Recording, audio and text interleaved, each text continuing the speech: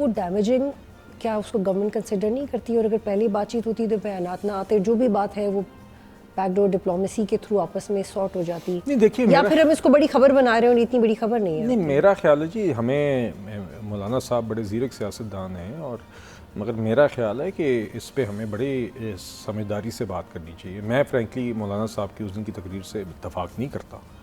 اور میرا خیال ہے، میری سمجھ سے یہ بات باہر ہے کہ اگر کوئی بھی ایسا فورم بن رہا ہے جہاں پر پاکستان ایک عملاً کردار ادا کر سکتا ہے، میں اپنی وائس کے ذریعے ڈیسیجن میکنگ میں ایک کوئی اس کو کوئی حصہ ملتا ہے، یا اپنا صلاح مشورہ دینے کا ہی صحیح، دوسرے دوست ممالک کے ساتھ مل کے وہ ایک ایسا انفلوئنس ایگزرٹ کر سکتا ہے کہ کل فلسطین کے فیٹ میں جو بہتری لائی جا سکتی ہے اس میں اپنا کردار ادا کرے، تو میرے نزدیک تو پاکستان کو اس کو اویل کرنا چاہیے. میرا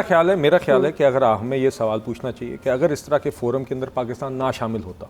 تو پاکستان ایک ایسے فورم کو نہ کر رہا ہوتا جس کا کل فلسطینی عوام کے اوپر اثر ہوتا، تو میرے خیال سے یہ پہلی دفعہ پاکستان کو اس طرح ایک موقع ملا ہے. اور دیکھیے اس میں آگے پاکستانی حکومت فلسطینی عوام کی رائٹس کو اور ادھر کی جو ضروریات ہیں، ادھر کے جو حق ہے، چاہے وہ ہیومینیٹیرین ایڈ ہے، چاہے وہ ریکنسٹرکشن ہے، چاہے وہ پیس ہے، چاہے وہ انڈیپینڈنس ہے، اس کو مد نظر رکھتے ہوئے ہی اپنا کردار اس بورڈ پہ ادا کریں. سبسکرائب کریں اور بیل دبائیں تاکہ کوئی خبر رہ نہ جائے.